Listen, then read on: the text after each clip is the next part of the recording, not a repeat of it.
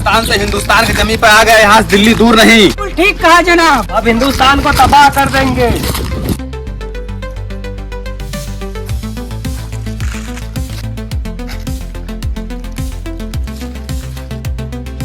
अरे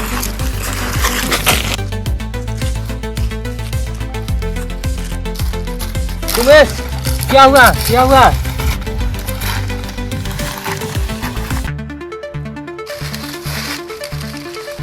कैसे हुआ उमेश? अरे इसको तो गोली लगा है। हाँ सही कहा तुमने। अब तुम देश के ऊपर आने वाले खतरे को देखो।